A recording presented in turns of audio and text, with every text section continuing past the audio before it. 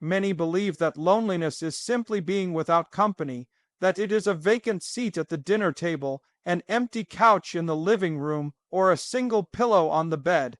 But loneliness runs far deeper than the absence of another human being in the room. It is not merely physical isolation. It is the condition of the soul when it cannot see its own meaning. It is a hollowness that comes when we cannot answer the question, "Why am I here?" A man can walk through a city teeming with people, shoulder to shoulder with strangers, surrounded by the noise of conversation, traffic, and laughter, and yet feel utterly alone. He can shake hands, exchange pleasantries, and smile politely, and still, inside, there is a silence no human voice seems able to fill. That is because loneliness is not cured by proximity, it is cured by purpose. Purpose is the compass of the heart. Without it, the soul drifts like a ship without a rudder, carried by the winds of circumstance, never finding a harbor. And when a man has no harbor, no direction, no sense of why he exists, he will feel adrift even in the middle of a crowd. This is why many who chase relationships, thinking they will banish loneliness, discover that companionship without purpose is just two people drifting together, lonely in parallel. Purpose transforms solitude into strength. When a man understands why he has been given breath this morning, why his feet are on this earth, and what his hands have been placed here to do, the walls of his home are no longer prisons, they become places of preparation. He wakes up not with the thought, "I have no one," but with the thought, "I have something," and that something is often greater than anything he imagined when he was searching for someone to fill his life. It is possible to be without a partner and yet not be lonely, because purpose fills the void that absence tries to create. When a man's heart is set on building something, serving someone, or walking in the calling he has been given, he begins to understand that his life has weight. And a life with weight cannot be blown about by the winds of isolation. The absence of people often forces us to confront the reality of our own inner world. Without the distraction of constant companionship, we begin to hear the questions that busy lives keep buried. Who am I? What am I here to do? What do I believe? What will my life mean when it's over? These are not questions to be feared. They are invitations to build a foundation. They push us toward finding a mission that cannot be taken away by the departure of a friend, the loss of a job, or the changing of seasons. This is why men who discover their purpose often radiate a strength that draws others to them, not because they are seeking to fill an emptiness, but because they are already full. Purpose gives the eyes a spark and the voice a conviction that no amount of socializing can create on its own. It changes the posture of a man from waiting to living. Loneliness thrives in idleness. When there is nothing to work toward, no vision to pursue, the mind becomes a magnifying glass for absence. It notices every empty chair, every silent phone, every solitary meal. But when the hours are invested in something bigger than oneself, time becomes a river carrying you forward, and loneliness loses its grip. The truth is, a man may live alone in his apartment, but if his mind and heart are set on building, creating, serving, and growing, he will not feel like a man without. He will feel like a man on a mission. And a man on a mission is never truly alone, because purpose itself becomes his companion, his teacher, his fire in the cold from the earliest moments of life. We are taught, sometimes subtly, sometimes loudly, that our worth is measured by how others see us. A boy is praised for being strong, so he learns to flex. A young man is admired for being charming, so he learns to perform. The applause feels good, so he starts to crave it. And slowly, without realizing it, he begins to believe that his value rises or falls on the approval of other people. It is no wonder, then, that many feel incomplete without the affirmation of a romantic partner. The world paints the picture that wholeness comes when someone else chooses you, when someone's eyes light up at your presence, when someone's words affirm your importance. It becomes easy to think, if I am alone, I must be lacking something. If no one chooses me, I must not be worth choosing. But that is not the truth. You were complete before anyone could ever give you a compliment. You were whole before anyone could ever hold your hand. Your value did not begin the day someone saw it. It began the day God breathed life into you. The eyes that first looked at you with approval were not the eyes of a partner. They were the eyes of your Creator. And those eyes saw not a half-formed person in need of completion, but a finished work in need of purpose. When you begin to anchor your identity in the unchanging truth of God's view of you, the cycle of chasing approval is broken. Human approval is fragile. It shifts with mood, with misunderstanding, with time. One day people praise you, the next day they may forget you, but the affirmation of God does not fluctuate. He calls you his own, and his opinion is not swayed by your popularity, your relationship status, or your public image. When a man lives for the approval of others, he becomes a slave to their moods. He checks his reflection in their reactions. If they smile, he stands tall. If they frown, he shrinks. But when a man lives in the assurance that he is already accepted by God, he is free to walk upright whether the crowd cheers or turns away. His confidence is not arrogance. It is rooted in something higher than human praise. The danger of building your completeness on another person's approval is that people are not designed to bear the weight of your identity. They can love you, yes, and they can encourage you, but they cannot define you. When you hand someone the power to determine your worth, you also hand them the power to diminish it. And sooner or later, their humanity will show. They will have days when they don't affirm you, when they misunderstand you, when they disappoint you. If your wholeness depends on them, you will break with every disappointment. But when you are complete in God, relationships shift from being a desperate need to a mutual gift. You no longer approach people as someone asking to be made whole. You approach them as someone who is already whole, looking to share life, not to fill a void. This transforms love from a transaction into an overflow. Even in singleness, the man who understands his completeness in God walks with a quiet assurance. He does not chase every smile as though it will save him. He does not fear rejection as though it will destroy him. He is grounded in a truth that no human approval can replace. I am already accepted. I am already enough. I am already complete. And that completeness frees him to live, to give, to serve, without the invisible leash of needing constant validation. The world may not understand this kind of security. It will try to convince you that you must keep performing, keep impressing, keep collecting the nods and compliments that prove you matter. But when your completeness is rooted in God's unchanging truth, the silence of others is not an indictment. It is simply space for you to walk forward in confidence. You are not half a person waiting for another half to appear. You are not a puzzle with a missing piece in the shape of someone else's approval. You are the full image of the one who made you, and his signature is written on your life in a way that no human voice can erase. Too many people treat singleness as though it were a sentence to be served, a punishment handed down for failing to meet some invisible relationship deadline. They look at the man who lives alone and whisper, "Poor him, something must be wrong." But singleness is not a prison cell. It is a season with its own unique freedom, a time to build, grow, and prepare in ways that are often impossible when life is bound up with another person's schedule, needs, and responsibilities.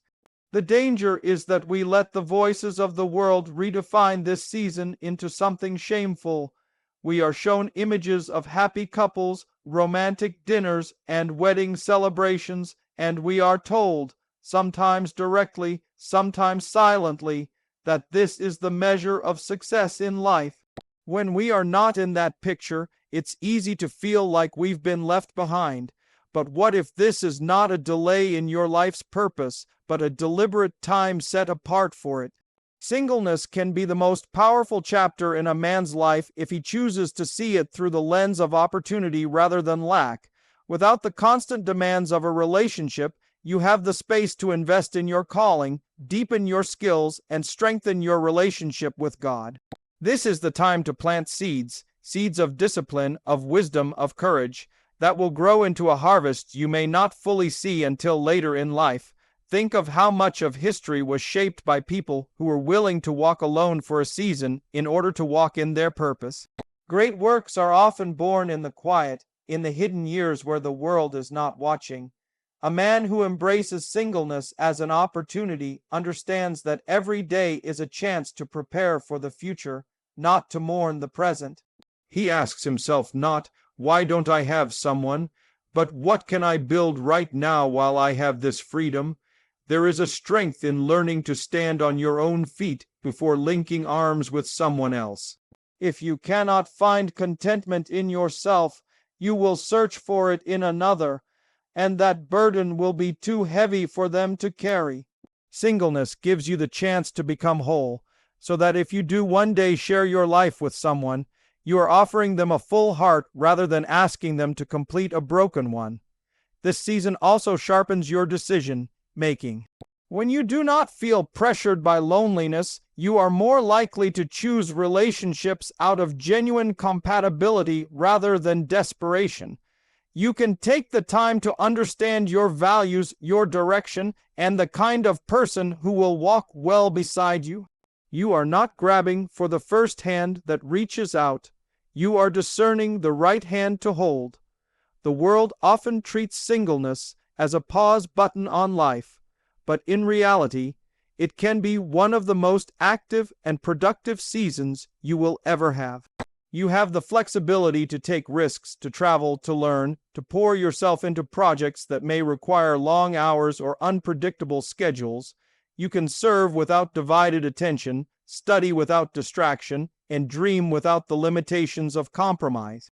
There is a richness to this season that only becomes visible when you stop comparing your life to someone else's timeline, when you understand that this time is not a punishment but a platform.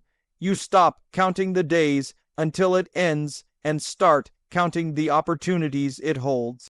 You begin to see that the absence of one kind of relationship is the presence of many other possibilities. Singleness is not the valley between two mountains of relationships. It is its own mountain, and from its peak you can see far and clearly. You can see where you've come from, where you're headed, and what kind of man you need to be to get there. If you choose to climb it, rather than sit at its base waiting for someone to join you, you will find that this season was not empty at all. It was full of the very things that will prepare you for whatever comes next. There is a common picture the world paints of the quiet home, a dimly lit room. One chair at the table, the sound of nothing but a clock ticking on the wall. It is often portrayed as a place of emptiness, a sign that something is missing, but quiet does not have to mean lonely, and solitude does not have to mean sorrow. A quiet home can be a sanctuary, a place where joy and peace live so strongly that they greet you at the door before you ever switch on a light. The noise of life can be relentless. Cities hum with traffic and chatter. Workplaces thrum with deadlines and demands. Even friendships, as precious as they are, carry the constant exchange of opinions, emotions, and expectations. In the midst of all this, the quiet home becomes a gift, a place where the soul can breathe without interruption, where thoughts can stretch out without being hurried, where your heart can listen without competing voices. Joy is not manufactured by volume. It does not require a crowd to cheer it into existence. Joy is a deep current that flows within you, and in a quiet home, you can learn to hear it more clearly. You begin to notice the beauty in small things, the warm sunlight spilling through the window in the morning, the aroma of a meal you prepared yourself, the way your favorite chair feels after a long day. These small moments, unshaken by noise, become treasures in the silence. Peace, too, finds its fullest expression in stillness. A noisy home can be filled with arguments, with constant demands, with interruptions that fray the edges of your soul.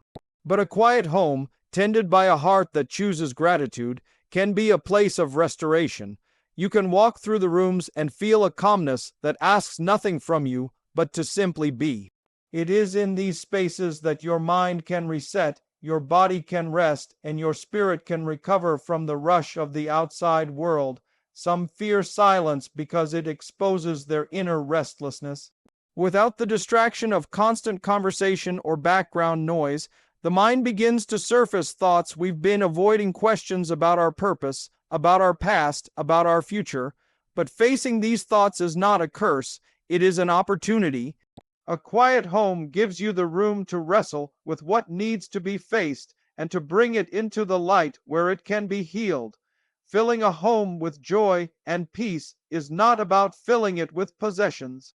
A man can have the finest furniture, the biggest television, the most expensive decor, and still feel as though the walls are closing in on him. Joy and peace are not bought, they are cultivated. They grow from a heart that chooses to see blessings instead of lacks, to give thanks for what is present rather than mourn what is absent. They are nurtured through habits that bring life rather than drain it, moments of prayer, the reading of truth, the practice of stillness, the pursuit of creativity. Evenings in a quiet home can become sacred. You return from the day's work, and instead of being greeted by chaos, you are greeted by order. The stillness invites you to slow down, to prepare a meal thoughtfully, to reflect without hurry. And in those moments, you realize that happiness is not measured by how many voices fill the air, but by the depth of contentment within your own heart. The quiet home is also a place of preparation. In its silence, you can think clearly about the next steps of your life. You can dream without distraction. You can hear the subtle nudges of inspiration that so often get drowned out in busier spaces.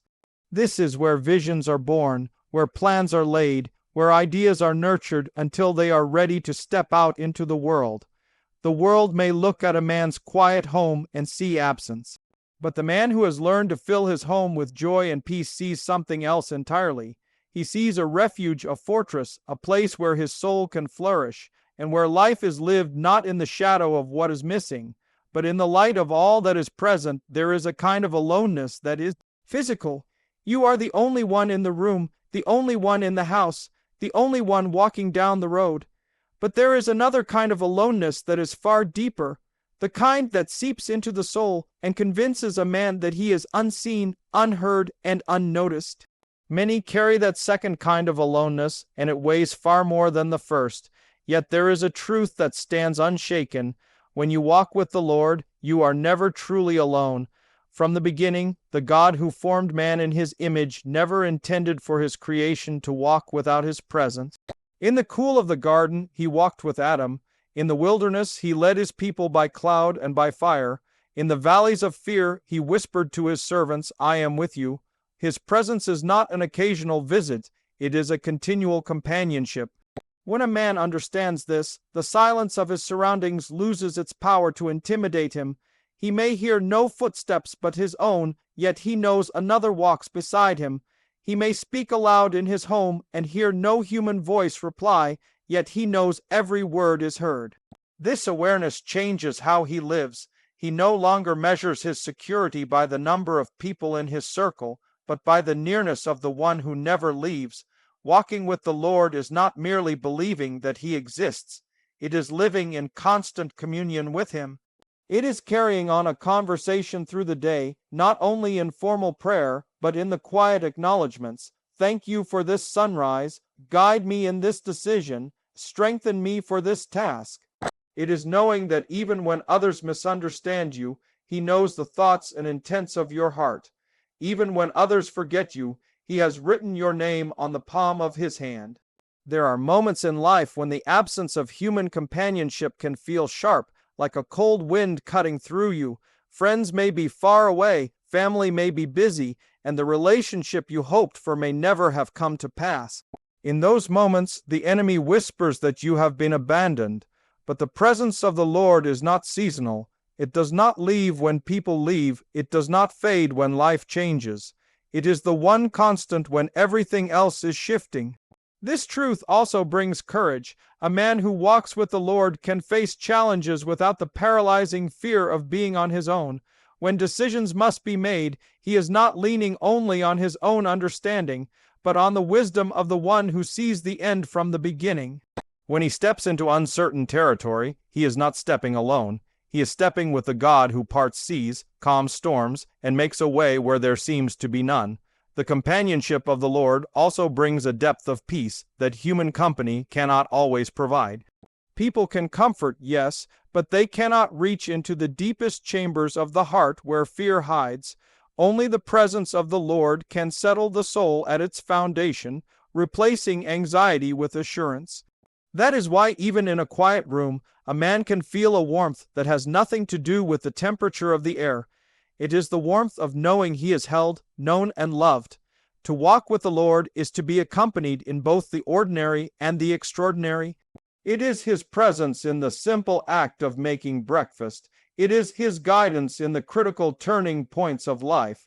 It is his steadying hand when you stumble, and his rejoicing with you when you overcome. And the more a man cultivates this awareness, the less he fears the seasons when no one else is near. For the one who walks with the Lord, the journey is never taken in isolation. Whether in the noise of the crowd or the stillness of an empty room, the same truth remains. There is always another beside you, matching your steps, hearing your words and carrying you when you are too weary to walk.